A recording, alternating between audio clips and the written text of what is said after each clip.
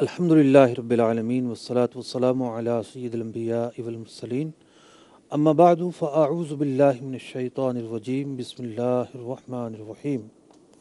محترم اور پیارے اسلام بھائیوں اور مدنی چینل کے ناظرین، سلسلہ احکام قرآن میں حاضر ہیں۔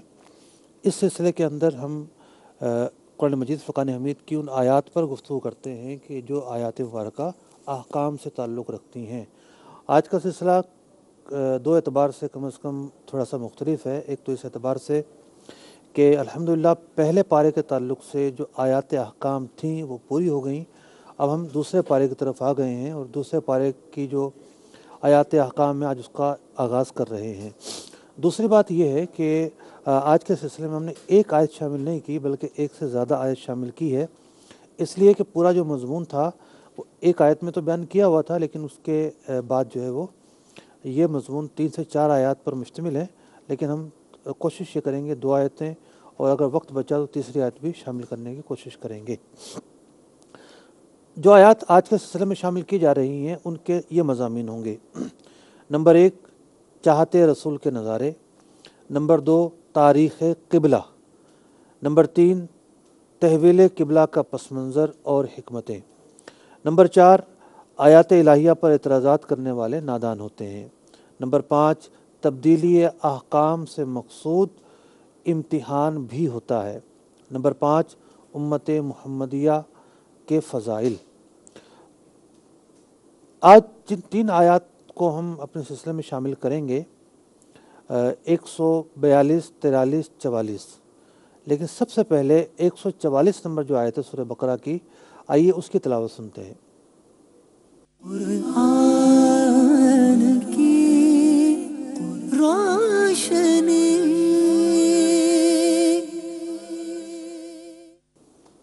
قد نرى تقلب وجهك في السماء فلنولينك قبلة ترضاها فول وجهك شطر المسجد الحرام وحيث ما كنتم فولوا وجوهكم شطره وَإِنَّ الَّذِينَ أُوتُوا الْكِتَابَ لَيَعْلَمُونَ أَنَّهُ الْحَقُّ مِنْ رَبِّهِمْ وَمَا اللَّهُ بِغَافِلٍ عَمَّا يَعْمَلُونَ۔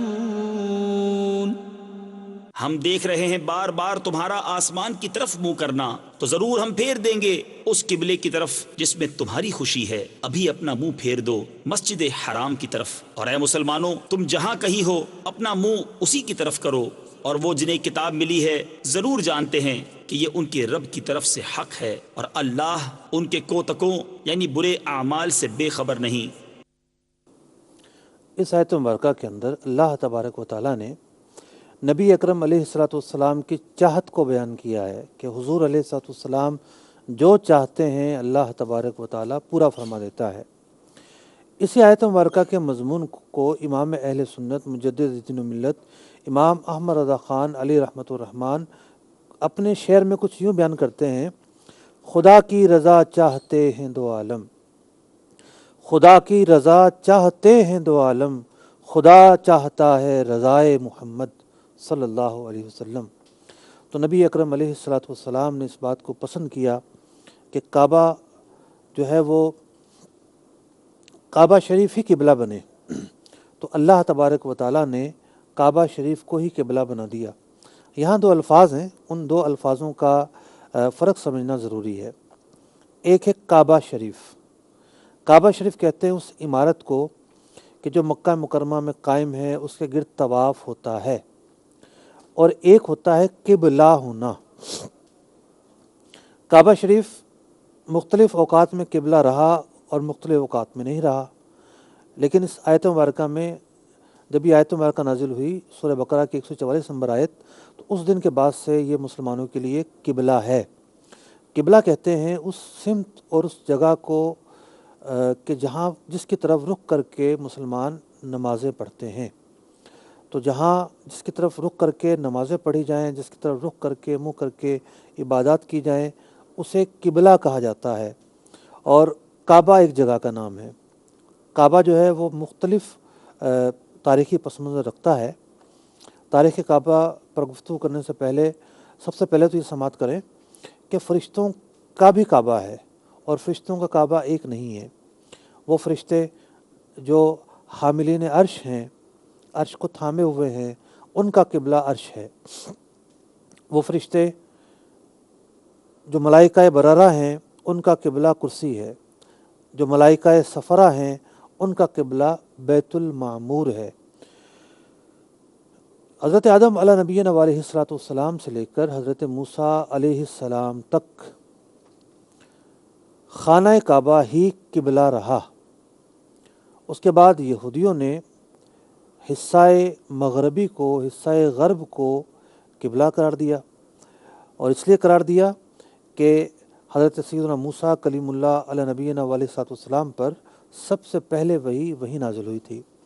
اسی طریقے سے نصارہ نے حصہ شرق کو قبلہ قرار دیا، کیونکہ حضرت جبریل امین سب سے پہلے اسی حصے میں حضرت سیدنا عیسیٰ علیہ نبینا علیہ السلام کی بشارت لے کر حضرت مریم رضی اللہ تعالیٰ عنہ کے پاس تشریف لائے تھے۔ تو یہود ایک الگ سمت منہ کر کے عبادات کرتے رہے، نصارہ ایک الگ سمت منہ کر کے نمازیں پڑھتے رہے، اور جو بھی ان کی عبادت تھی عبادات کرتے رہے۔ نبی اکرم علیہ السلام معراج کے سفر پر جانے سے پہلے آپ علیہ السلام نے جو بھی عبادات کی، اس میں خانہ کعبہ آپ کا قبلہ رہا۔ معراج کا سفر ہوتا ہے، اور معراج کا سفر ہونے کے بعد نماز فرض ہو جاتی ہے، تو 17 مہینے تقریباً نبی اکرم علیہ السلام نے اپنے صحابہ اکرام علیہم رضوان کے ساتھ بیت المقدس کی طرف رخ کر کے نماز پڑھی۔ نماز فرض ہوتے ہی بیت المقدس کی طرف رخ رہا۔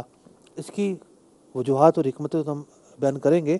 ایک حکمت علماء نے یہ بھی بیان کی کہ چونکہ معراج کے سفر کا آغاز بیت المقدس سے ہوا تھا، اس لیے جب نماز فرض ہوئی، جو کہ معراج کا ایک عظیم تحفہ تھی، تو اس ملنے والے عظیم تحفے کی جو ابتدا ہوئی، یہ بیت المقدس کی طرف منہ کر کے نماز پڑھنے ہی سے ہوئی۔ نبی اکرم علیہ السلام جب تک مکہ مکرمہ میں رہے تو 2 قبلوں کی یکجائی ہوا کرتی تھی۔ جی ہاں، اس انداز پر حضور علیہ السلام نماز پڑھتے اور پڑھاتے تھے کہ خانہ کعبہ کی طرف بھی رخ ہوتا، اور بیت المقدس کی جانب بھی آپ علیہ السلام کا رخ ہوتا۔ جب آپ علیہ السلام نے ہجرت فرمائی، اور ہجرت فرمانے کے بعد مدینہ منورہ تشریف لے گئے، تو اب 2 قبلوں کی یکجائی کا جو معاملہ تھا وہ نہ رہا۔ علماء نے لکھا کہ تقریباً 5 ماہ بعد نبی اکرم علیہ السلام محلہ بنی سلمہ کے اندر ظہر کی نماز پڑھا رہے تھے۔ پیر کا دن تھا، 15 رجب المرجب تھی۔ ظہر کی نماز کی 2 رکعتیں ہو چکی تھیں۔ نبی اکرم علیہ السلام کی چاہت یہ تھی، آپ علیہ السلام کی خواہش یہ تھی کہ خانہ کعبہ ہی قبلہ بن جائے، بیت المقدس قبلہ نہ ہو۔ حضور علیہ السلام اس چاہت کو لیے آسمان کی طرف دیکھتے ہیں۔ آسمان کی طرف آپ کا دیکھنا اللہ تبارک و تعالیٰ کی بارگاہ میں مقبول ہوتا ہے۔ 2 نمازیں آپ نے بیت المقدس کی طرف رخ کر کے پڑھی ہیں۔ اسی وقت جبریل امین یہی آیت مبارکہ لے کر نازل ہو جاتے ہیں، سورہ بقرہ کی 144 نمبر آیت، اور آپ کو حکم ہوتا ہے 2 رکعتیں مکمل ہوتی ہیں، ابھی 2 رکعتیں باقی تھیں کہ جبریل امین یہی آیت مبارکہ لے کر نازل ہو جاتے ہیں، سورہ بقرہ کی 144 نمبر آیت۔ نبی اکرم علیہ السلام بیت المقدس کی طرف رخ کر کے اپنا رخ خانہ کعبہ کی طرف کر لیتے ہیں۔ یوں سمجھیے کہ جس طرح میرا دایاں حصہ ہے یا بایاں حصہ ہے، یہ 2 مخالف سمتیں ہیں۔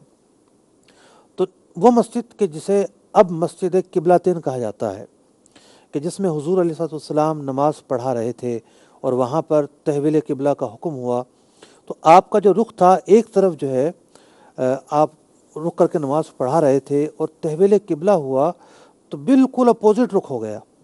اور اس مسجد کے اندر آج بھی نشانی موجود ہے کہ اب جس طرف نماز پڑھتے ہیں اس کے پیٹھ کی طرف جو ہے وہ بیت المقدس تھا، اور وہاں رخ کر کے نمازیں پڑھی جاتی تھیں۔ یقینی طور پر ایسا ہوا ہوگا کہ جو پہلی صف تھی وہ آخری صف بن گئی ہوگی، اور جو آخری صف تھی وہ پہلی صف بن گئی ہو گئی، اور نبی اکرم علیہ الصلوۃ والسلام حالت نماز ہی میں آگے جا کر آپ نے نماز ادا فرمائی ہوگی۔ مطلب کہ بہت سارے مسائل ایسے ہیں کہ جب قرآن نازل ہو رہا تھا تو بہت سارے مسائل کی نوعیت مختلف تھی، اور نبی اکرم علیہ الصلوۃ والسلام کی ذات مبارکہ کے تعلق سے ویسے بھی مسائل مختلف ہیں۔ حضور علیہ الصلوۃ والسلام تو وہ ہستی ہیں کہ اگر صدیق اکبر رضی اللہ تعالیٰ عنہ نماز پڑھا رہے ہوں تو آپ دوران نماز آ جاتے ہیں، اور صدیق اکبر رضی اللہ تعالیٰ عنہ پیچھے ہٹ جاتے ہیں۔ تو خیر، خانہ کعبہ جو ہے وہ کس طرح قبلہ بنا اور اس کے قبلہ ہونے کا کیا پس منظر رہا، اس حوالے سے ہم نے کچھ نکات آپ کے سامنے رکھے ہیں، اور یہ بھی بیان کیا ہے کہ جو تحویل قبلہ کا معاملہ ہے یہ مختلف امتوں میں اس کا معاملہ مختلف رہا ہے۔ نبی اکرم علیہ الصلوۃ والسلام پر جب یہ آیت مبارکہ نازل ہوئی، آپ صلی اللہ علیہ وسلم نے خانہ کعبہ کو قبلہ بنا لیا۔ اس آیت مبارکہ میں دو حکم دیے گئے کہ اے محبوب علیہ الصلوۃ والسلام، آپ اپنا رخ جو ہے وہ خانہ کعبہ کی طرف کر لیجئے، اور دوسری بات یہ کہ جو بھی زمین میں کسی بھی جگہ ہے اب وہ خانہ کعبہ کی طرف رخ کر کے ہی نماز پڑھائے گا۔ یہ بھی واقعات کتب احادیث میں ملتے ہیں کہ بعض صحابہ کرام رضوان اللہ تعالیٰ علیہ مجمعین کسی اور جگہ پر نماز پڑھا رہے تھے، مدینہ منورہ میں مختلف مساجد تھیں، انہیں پتہ نہ چلا، تو انہیں جب کسی نے جا کے خبر دی دوران نماز، تو دوران نماز ہی انہوں نے اپنا رخ تبدیل کر لیا۔ آخر تحویل قبلہ کیوں ہوا؟ اس میں کیا حکمتیں تھیں؟ دیکھیے، ایک حکمت تو یہ تھی کہ نبی اکرم علیہ الصلوۃ والسلام کا جو لقب ہے، ایک لقب ہے امام القبلتین، اور سابقہ کتب کے اندر آپ علیہ الصلوۃ والسلام کی جو تعریف و توصیف اور آپ کی جو معرفت بیان کی گئی تھی، آپ کا جو تعارف کروایا گیا تھا، اس میں ایک آپ کا وصف یہ تھا کہ آپ امام القبلتین ہوں گے، یعنی دو قبلوں کی طرف رخ کر کے امامت کروائیں گے، یہ شرف آپ کو حاصل ہوگا۔ تو اس لیے پہلے بیت المقدس جو ہے وہ آپ کا قبلہ رہا، اور پھر خانہ کعبہ جو ہے اس کی طرف حضور علیہ الصلوۃ والسلام نے رخ کر کے نمازیں پڑھائیں۔ حضور اکرم علیہ الصلوۃ والسلام کی ذات مبارکہ میں اللہ تبارک و تعالیٰ نے ان تمام اوصاف کو یکجا کیا ہے کہ جو پچھلے انبیاء علیہ السلام کے اندر پائے جاتے تھے۔ انبیاء سابقین کے اندر جو کمالات، جو معجزات پائے جاتے تھے، نبی اکرم علیہ الصلوۃ والسلام کی ذات مبارکہ میں وہ کمالات اور وہ معجزے بھی جمع ہوئے، اور اللہ تبارک و تعالیٰ نے اس سے بڑھ کر معجزے اور کمالات آپ علیہ الصلوۃ والسلام کو عطا فرمائے۔ تو حضرات انبیاء علیہ السلام نے مختلف طریقوں سے نماز پڑھی، مختلف سمتوں میں نمازیں پڑھیں اور عبادات کیں، اور ایک سمت جو ہے وہ بیت المقدس تھی، دوسری سمت خانہ کعبہ تھی۔ تو نبی اکرم علیہ الصلوۃ والسلام کو ان دونوں امتیازات سے مشرف کیا گیا کہ آپ علیہ الصلوۃ والسلام نے دونوں سمتوں میں نمازیں ادا فرمائی ہیں۔ تحویل قبلہ اس بات کو بیان کرتی ہے کہ مسلمان سمت کی عبادت نہیں کرتا، بلکہ سمت اس کے لیے ثانوی حیثیت رکھتی ہے۔ جہاں اللہ تبارک و تعالیٰ کا حکم ہوگا وہیں رک کر کے وہ نماز پڑھے گا۔ تو سمت ثانوی حیثیت ہوتی ہے، جو قبلہ ہے وہ اصل عبادت نہیں ہے، وہ راہ عبادت ہے۔ اور علماء نے یہ بیان کیا کہ انسان کے اندر دو طرح کی قوتیں ہوتی ہیں۔ ایک قوت کا نام ہے قوت عقلیہ۔ عقل جو ہے اس کے جو ذرائع ہیں وہ ہیں حواس خمسہ، یعنی دیکھ کر کسی چیز کا اندازہ لگاتی ہے، سن کر کسی چیز کا اندازہ لگاتی ہے، چکھ کر کسی چیز کا اندازہ لگاتی ہے، محسوس کر کے کسی چیز کا اندازہ لگاتی ہے۔ تو عقل کے جو نمائندے ہیں اور عقل کو جو خبریں دینے والے ذرائع ہیں ان کا نام ہے حواس خمسہ۔ تو حواس خمسہ یوں کہہ لیجئے کہ محسوسات کو کہتے ہیں، جنہیں ہم دیکھ سکتے ہیں، جنہیں ہم محسوس کر سکتے ہیں، جنہیں ہم سن سکتے ہیں۔ انسان کے اندر ایک قوت یہ پائی جاتی ہے، اس قوت کا نام ہے قوت عقلیہ۔ انسان کے اندر دوسری قوت پائی جاتی ہے، اس قوت کا نام ہے قوت خیالیہ یا قوت تخلیہ۔ تو قوت خیالیہ جو ہے وہ عبادات کے اندر بڑی اہمیت کی حامل ہوتی ہے۔ جب بندہ عبادت کرتا ہے تو چونکہ اللہ تبارک و تعالیٰ کا وجود ایسا وجود ہے کہ جس کا احاطہ کرنا ممکن نہیں، نہ دنیا میں اس کا دیکھنا ممکن ہے، تو اللہ تبارک و تعالیٰ نے اپنے انوار و تجلیات اور اپنی رحمتوں کا جو مرکز ہے وہ خانہ کعبہ کو بنایا ہے۔ تو خانہ کعبہ انوار و تجلیات کا مرکز ہے۔ خانہ کعبہ اللہ تعالیٰ کا گھر نہیں ہے، ایسا نہیں کہ اللہ تعالیٰ وہاں رہتا ہے، بلکہ وہ اللہ ہی کے لیے ہے، اس لیے بیت اللہ کہا جاتا ہے، کسی اور کا گھر نہیں ہے۔ تو یہ ایک اضافت جو ہے، اضافت اعتباری ہے، ایک اعتبار سے اضافت ہے، اضافت وہ اضافت نہیں ہے جس کو ہم سمجھتے ہیں۔ تو خانہ کعبہ جو ہے وہ جگہ ہے کہ جہاں پر انوار و تجلیات نازل ہوتے ہیں، جہاں پر اللہ تبارک و تعالیٰ کی رحمتیں نازل ہوتی ہیں۔ خانہ کعبہ مرکز تجلیات ہے۔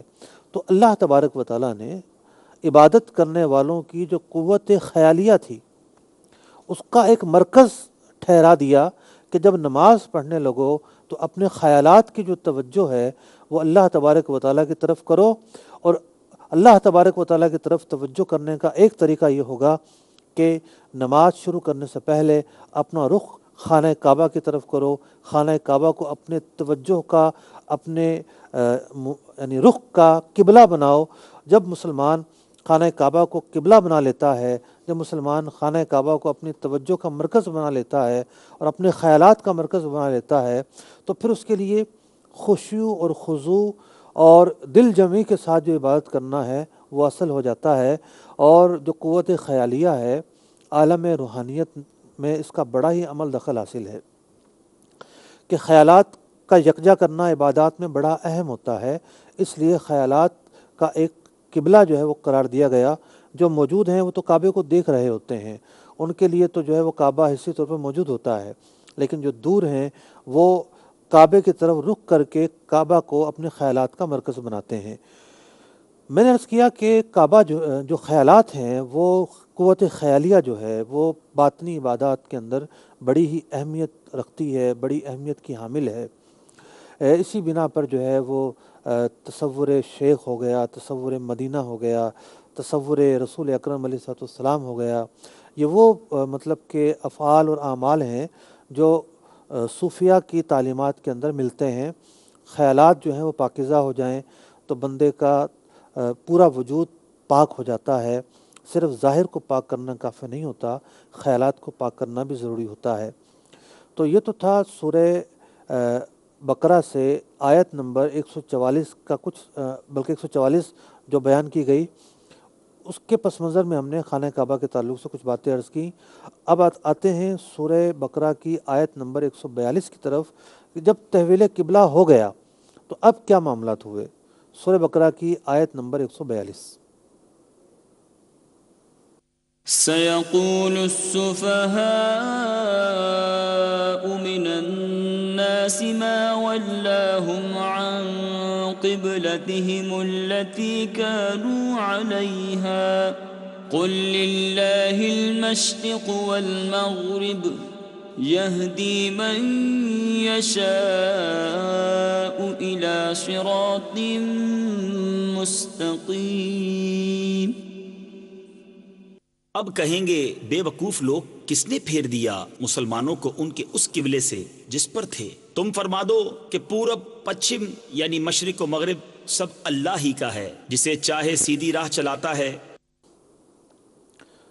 اس آیت مبارکہ میں اس پس منظر اور ان احوال کو بیان کیا گیا ہے کہ جو تبدیلی قبلہ کے بعد رونما ہوئے۔ مشرکین جو ہے یعنی مشرکین مکہ، وہ اس بات پر جلتے بنتے تھے کہ آپ مکہ مکرمہ میں پیدا ہوئے، آپ جو ہے اپنے آپ کو دین ابراہیم کا متبع قرار دیتے ہیں، لیکن ہم خانہ کعبہ کو اپنا مرکز بناتے ہیں اور حضور علیہ السلام پر نماز فرض ہوئی ہے تو آپ خانہ کعبہ کو مرکز بنانے کے بجائے بیت المقدس کی طرف رخ کرنے کا حکم دیتے ہیں۔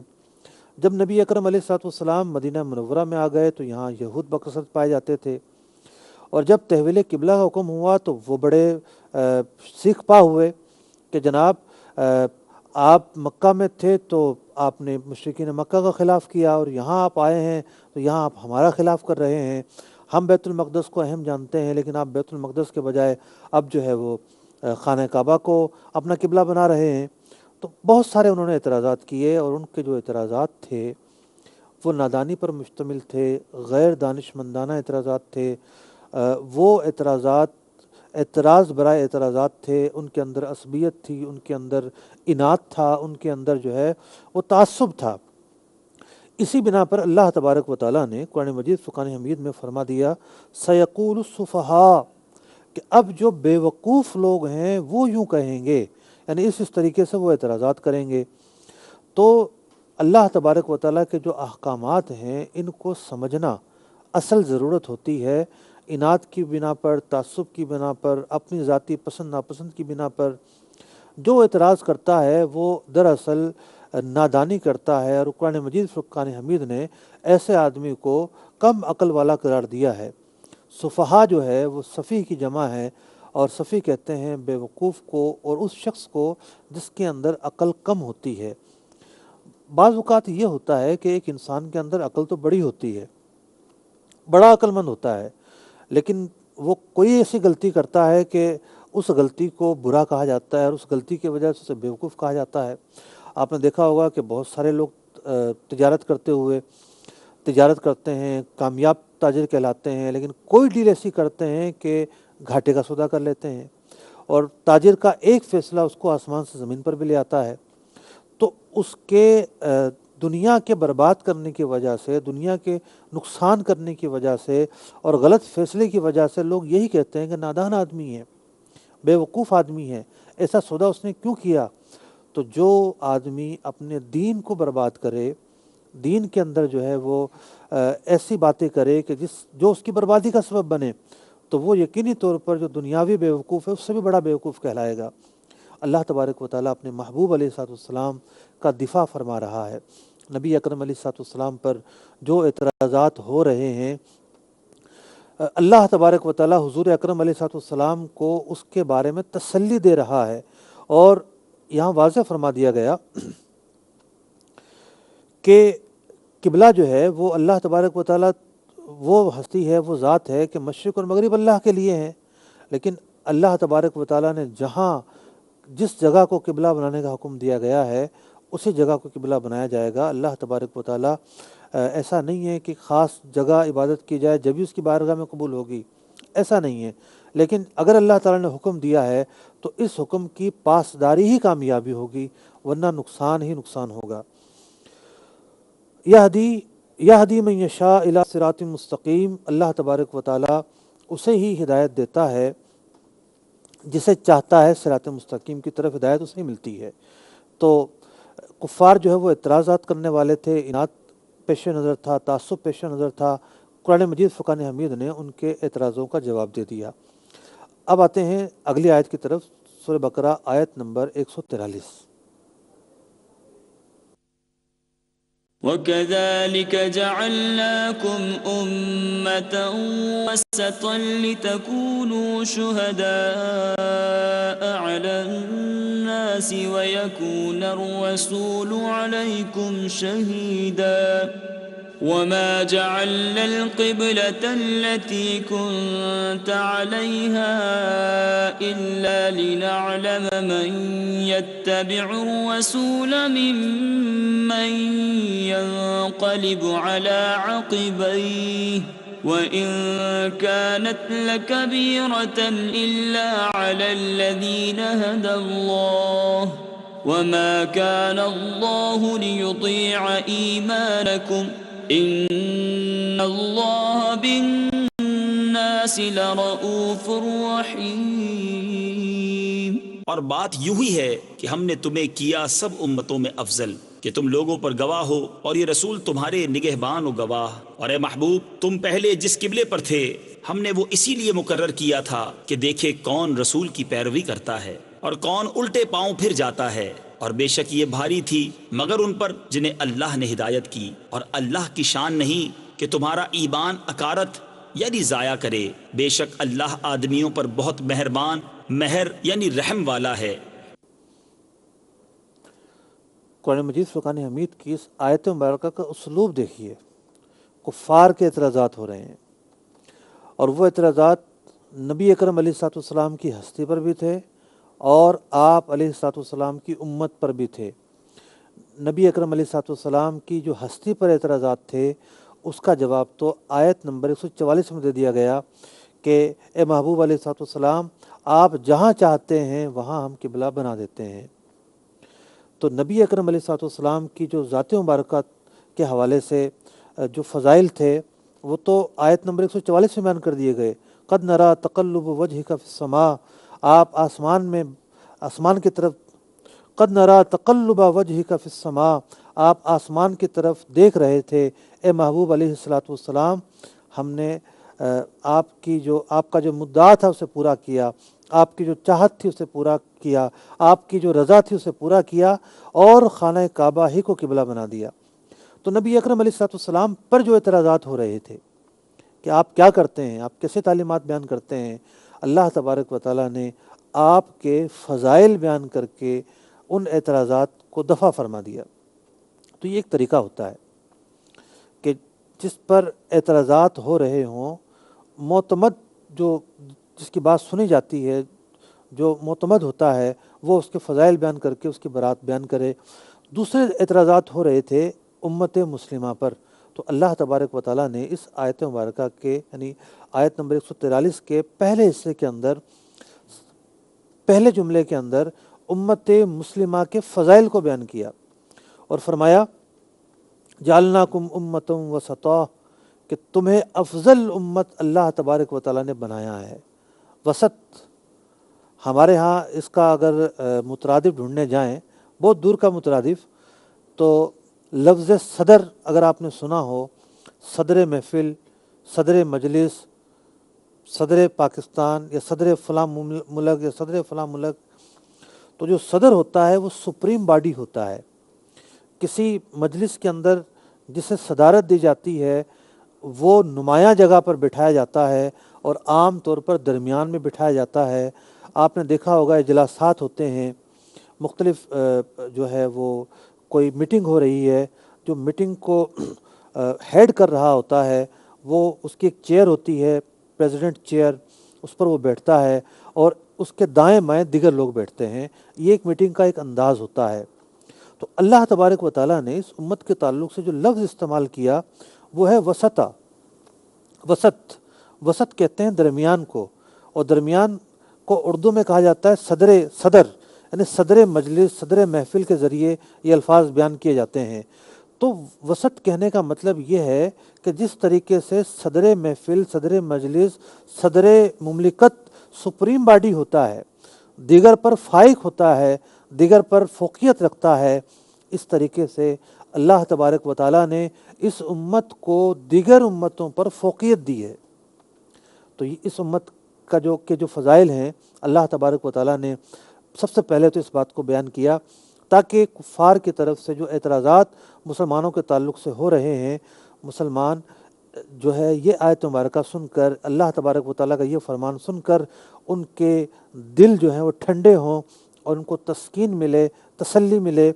آگے اللہ تبارک و تعالیٰ مزید ایک وصف کے ذریعے مقارنہ فرما رہا ہے۔ مقارنہ یہ فرمایا لِتَكُونُوا شُهَدَاءَ عَلَى النَّاسِ، اور تم جو ہے منصب گواہی پر فائز ہوگے، یعنی یہ امت جو ہے، امت محمدیہ جو ہے وہ منصب شہادت پر فائز ہوگی۔ اب شہادت کا جو منصب ہے دنیا میں بھی اسے حاصل ہے اور آخرت میں بھی اسے حاصل ہے۔ دنیا میں کس اعتبار سے حاصل ہے کہ مسلمان کی جو گواہی ہے وہ حجت ہے، مسلمانوں کا جو اجماع ہے وہ حجت شرعیہ ہے، اور دین کے جو 4 اصول ہیں، قرآن، سنت، اس کے بعد اس کا تیسرا نمبر آتا ہے اجماع امت، اور چوتھا اصول ہے قیاس۔ تو اجماع جو ہے وہ اس امت کی شہادت کا نام ہے کہ امت کے جو علماء ہیں جس بات پر رائے قائم کر لیں اور گواہ ہو جائیں وہ حجت بن جاتی ہے، وہ اجماع کہلاتا ہے، اجماع امت کہلاتا ہے۔ تو اس امت کی جو شہادت ہے اسے بڑی اہمیت حاصل ہے۔ زبان خلق کو نکارہ خدا کہا جاتا ہے، اور مطلب کہ جب اللہ تبارک و تعالیٰ کسی کو ظاہر فرماتا ہے تو لوگوں کے دلوں میں اس کی محبت ڈالتا ہے، اور لوگ اس بندے کو اللہ کا نیک آدمی کہنا شروع کر دیتے ہیں، اللہ کا ولی کہنا شروع کر دیتے ہیں۔ یہ ایک فضل اس امت کو عطا کیا گیا کہ ان کی زبانوں سے جب اس طرح کی چیزیں ظاہر ہوتی ہیں تو وہ در حقیقت وہ مقبول ہوتی ہیں، تو ظاہر ہوتی ہیں۔ بروز قیامت کس طریقے سے اس امت کو شہادت کا منصب حاصل ہوگا؟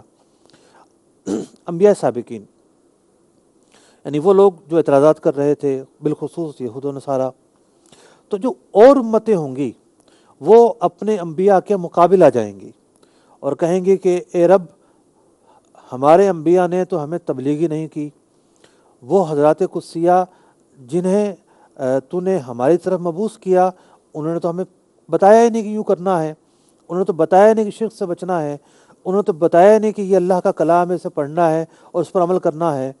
تو وہ جو امتیں ہوں گی، دیگر امتیں، وہ اپنے انبیاء کے جو منصب نبوت تھا، جو منصب رسالت تھا، جو تبلیغ دین ان کو کی گئی تھی، اس کا انکار کر دیں گے اور بچنے کی کوشش کریں گے۔ امت محمدیہ کی باری آئے گی تو نہ صرف یہ امت جو ہے نبی اکرم علیہ الصلوۃ والسلام کی تبلیغ و رسالت کی گواہی دے گی، بلکہ دیگر انبیاء کی رسالت اور تبلیغ کی بھی گواہی دے گی۔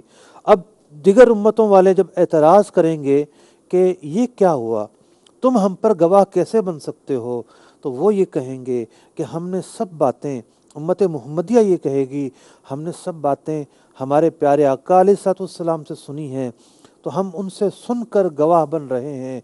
تو یوں یہ امت جو ہے وہ دیگر امتوں کے برخلاف گواہ بنے گی، انبیاء علیہ السلام کی معیت بنے گی، انبیاء علیہ السلام کی عزت اور وقار کے حق میں گفتگو کرے گی بروز قیامت۔ یہ شرف اللہ تبارک و تعالیٰ نے اس امت کو بخشا ہے۔ تو اللہ تبارک و تعالیٰ آیت کے ابتدائی حصے میں اس امت کے شرف کو بیان کرتا ہے، اور بقیہ حصے کے اندر وہ وجہ بیان کی جاتی ہے کہ کعبہ جو ہے، قبلہ جو ہے، اللہ تبارک و تعالیٰ نے وہ کیوں کعبے کو بنایا۔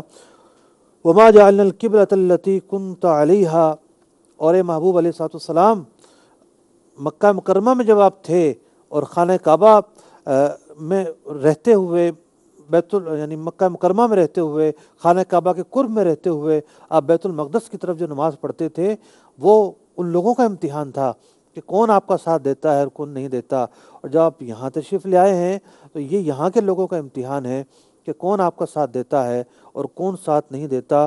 فرمایا گیا ان کانت وَإِن كَانَتْ لَكَبِيرَةً إِلَّا عَلَى الَّذِينَ هَدَى اللَّهُ، اور یہ جو معاملہ ہے یہ بڑا ہی بھاری ہے، مطلب کہ اپنی چاہت کو چھوڑ کر حضور کے پیچھے چلنا، اپنے پس منظر کو چھوڑ کے حضور کے پیچھے چلنا، سابقہ روایات کو چھوڑ کر نبی اکرم علیہ السلام کے پیچھے چلنا اور آپ کی بات پر لبیک کہنا، یہ بڑا ہی دشوار عمل تھا، مگر جسے اللہ تعالیٰ نے ہدایت دی وہ اس پر عمل پیرا ہوا۔ تو تحویل قبلہ کے تعلق سے آج ہم نے اپنے سلسلے میں یہ 3 آیات شامل کی۔ پہلے سورہ بقرہ کی آیت نمبر 144، جس کے اندر وہ حکم براہ راست دیا گیا تھا کہ آپ جو ہے اپنا رخ خانہ کعبہ کی طرف کر لیجئے۔ دوسری آیت مبارکہ 142، جس کے اندر اعتراضات کرنے والوں کو سفہاء یعنی بیوقوف کہا گیا تھا اور ان کی مذمت بیان کی گئی تھی۔ تیسری وہ آیت مبارکہ کہ جو اس امت محمدیہ علی صاحبہ الصلاۃ والسلام کے فضائل سے شروع ہوتی ہے، اور پھر وہ وجہ بیان کی جاتی ہے کہ جو تحویل قبلہ کے اندر حکمتیں ہیں، ان میں سے ایک حکمت یہ ہے کہ اس عمل کے ذریعے اس عمل کے ذریعے لوگوں کا امتحان مقصود تھا۔ جو امتحان پر پورا اترے وہ کامیاب ہوئے، جن کے دل میں نفاق تھا وہ ظاہر ہو گئے، جن کے دل میں عناد تھا ان کا عناد ظاہر ہو گیا، اور مسلمان جو ہے وہی کامیاب ٹھہرے۔ اللہ تبارک و تعالیٰ سے دعا ہے کہ اللہ تبارک و تعالیٰ ہمیں نبی اکرم علیہ الصلوۃ والسلام کی تعلیمات پر عمل کرنے کی توفیق عطا فرمائے، اور جو کچھ ہم نے آج سنا ہے اس پر عمل کرنے کی توفیق عطا فرمائے۔ آمین بجاہ النبی الامین صلی اللہ تعالی علیہ وسلم۔